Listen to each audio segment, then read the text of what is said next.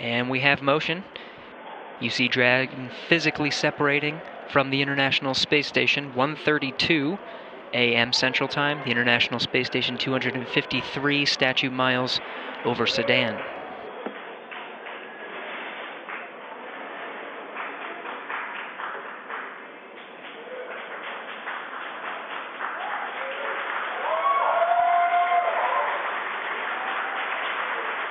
Houston, the station is supposed to go into ISS thrusters enabled.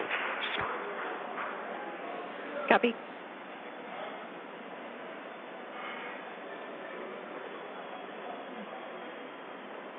So there you can see on your screen visual confirmation. What a gorgeous shot. Dragon has undocked from the International Space Station, and we are beginning the departure. That's right, and you're going to hear the voice of David St. Jacques again. He's the one inside of the station monitoring Dragon for its departure. Slowly backing away. Everything's looked good so far with those separation burns. Again, as Gary said, that physical separation, that undocking coming at 11:32 p.m. here Pacific. Station Houston at 2, Dragon departure burn 0, complete. So you heard us mention earlier that we have a series of 4 departure burns, starting with 0, 0, 1, 2, 3. We have confirmation that departure burn 0 has been completed. That's right, and so with that one down, we're going to start seeing Dragon begin flying actually above the International Space Station, and then coming up in just a couple of minutes, departure burn 1, the second departure burn, will be coming. That should be in about 4 or 5 minutes from now. And so we're going to see Dragon just kind of swing its way over top the space station and eventually fly out of both the keep-out sphere and the approach ellipsoid. And so the keep-out sphere is one of my favorite things. It's an imaginary sphere with about a 200-mile radius, so 200-meter radius. That would be a much bigger sphere. A 200-meter radius in all directions. And that just governs, so kind of like the approach ellipsoid, which I explained earlier, before you're in the keep-out sphere, any maneuvers with the spacecraft have to be safe and not get inside within 4 orbits. Dragon is in the corridor, and opening rate is as expected. Copy. And David St. Jacques reporting everything looking good so far. You heard him say the corridors, so they, on their overlays that they have on their laptops on board the station where they're actually monitoring Dragon, they're looking for any perturbations outside of the expected path. If they see anything that doesn't quite look right, again, they're in the loop and they can send commands, but everything going smoothly with Dragon slowly flying away. And this is kind of an animated representation of the kind of stuff that the crew is looking for. They have that corridor, so kind of that triangular shape you can see there, where they're just looking to make sure Dragon's pitch, yaw, approach, speeds, everything like that are inside of parameters as expected.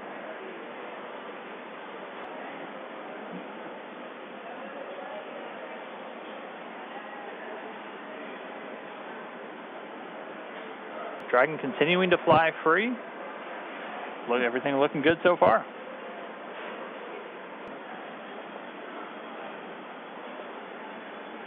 So just in case you've just tuned in, we are currently watching Dragon as it departs from the International Space Station. It's been a really smooth operation so far with the undocking procedure, and now we're moving into departure. As of right now, you can see on your screen the Dragon capsule moving away from the approach ellipsoid.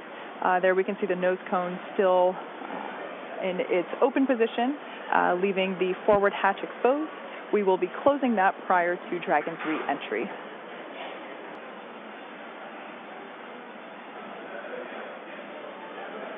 And so we're continuing to get really great views. Dragon backdrop by the inky blackness of space.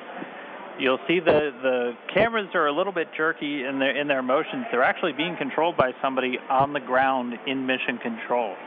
We always like to talk about how in mission control over in Houston, that's where they actually fly the space station. That's where they control everything from the cameras and the communication to even the thermostat on board the space station. If it's too hot for the crew, they talk to the ground, and they're the ones who can turn the AC up. But so it's actually somebody at a console right now who's controlling those cameras, sending commands just to move all the pan tilt, focus everything else. They're doing it from a console on Earth while the thing is flying 250 statute miles over the Earth on the other side of the planet.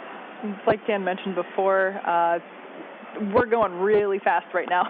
We're at about 17,500 miles per hour, so everything is moving very quickly. The need to readjust the cameras very frequently is inherent due to the high velocities that we're dealing with. And so this is a view from that WB-57 airplane. You were looking at Dragon streaking across the sky on its re-entry through the Earth's atmosphere, aiming for a splashdown in just a little while from now. So it's pretty exciting that we get this shot right now, as it is our first view from planet Earth of the Dragon capsule since it lifted off from Cape Canaveral just several days ago. I will say this is a pretty rare treat to be able to see this here. And again, this video is coming from a NASA airplane that we're flying around that recovery zone there, a WB-57. It's commonly used for a lot of atmospheric studies and other science missions, but able to put a tracking camera on it to try and get this re-entry through the Earth's atmosphere today. We're hearing that they should have AOSO acquisition of signal back with the Dragon spacecraft. Right now it's about 46 kilometers in altitude. The Dragon spacecraft continuing to descend. It's now subsonic, so already starting to slow down thanks to the aero braking, basically slamming into that Earth's atmosphere, causes a lot of friction and allows the vehicle to eventually reach its terminal velocity, basically. And then those parachutes are going to kick in.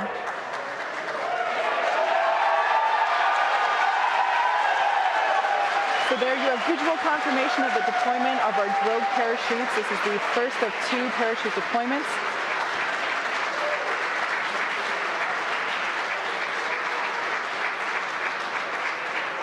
So those drogue chutes do the initial slowing, and then they're ultimately going to pull out the 4 main parachutes responsible for really slowing the spacecraft down prior to that splashdown. You can hear cheering here at SpaceX headquarters as the employees that have gathered around our Mission Control Center are sharing the same view as you. What a gorgeous shot of Dragon coming back down.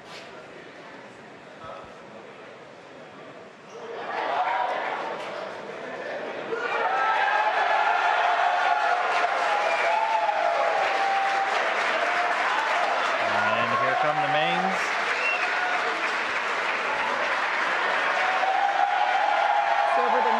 Seconds, we will see those main parachutes exactly like that begin to expand as they capture more air, further decelerating the Dragon vehicle down to the Atlantic Ocean.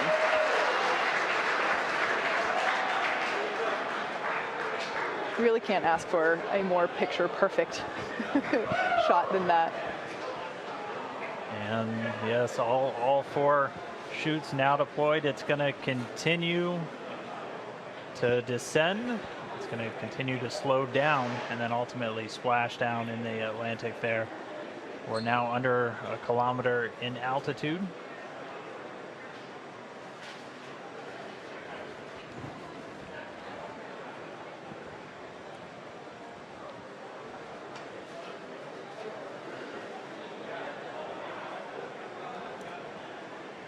Just about 750 meters to go.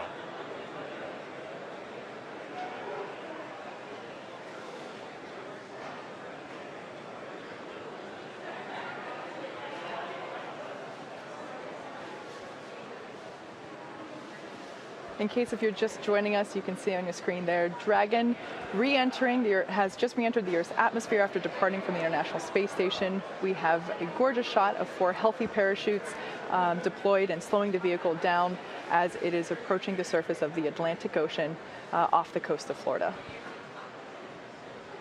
And it's continuing to descend under those chutes. We just passed 500 meters.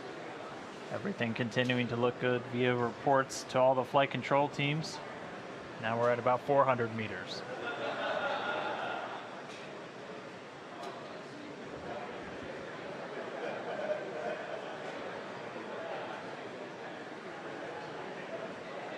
And just passing 300 meters, continuing to descend. We might be right on time. We were planning on splashing down at about 5:45 a.m. Pacific, and we're getting real close to that bingo time. Just past 200 meters.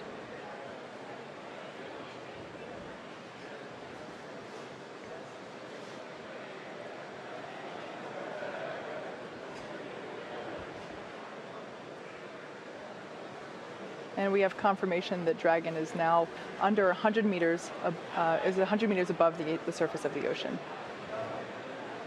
So next up, standing by for splashdown.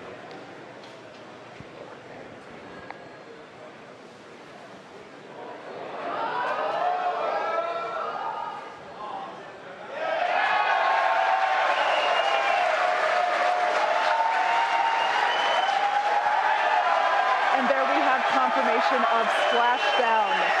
Dragon has returned to planet Earth. It is now back home, and you can see on your screen our two fast boats racing out to the capsule, now in recovery. That splashdown came right on time, 5:45 a.m. Pacific, 8:45 a.m. over on the East Coast. The teams that have been ready and waiting, they were staged just a few nautical miles away. They're going to start moving in now. You can see those two fast approach boats already speeding their way towards the capsule.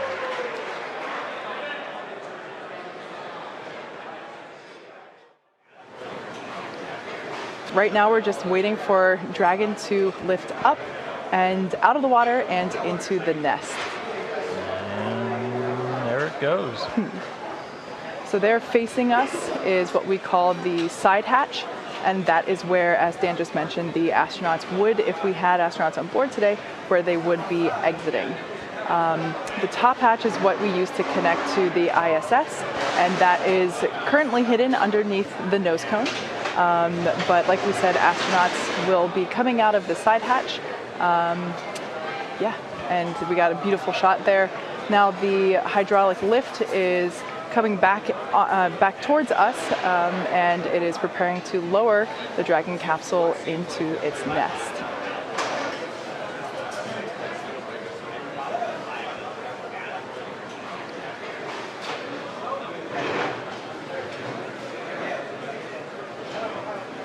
Like we said, we are treating this demonstration mission with the recovery operations as if there were actual astronauts on board. And of course, before we would be able to open the hatch, we would have to make sure that the spacecraft's cabin pressure is equalized with the outside environment before doing so. So once Dragon is seated, and you can hear some cheers behind me as the remaining folks that we have here on the SpaceX team outside of Mission Control are cheering with the placement of Dragon into the nest there, as you can see.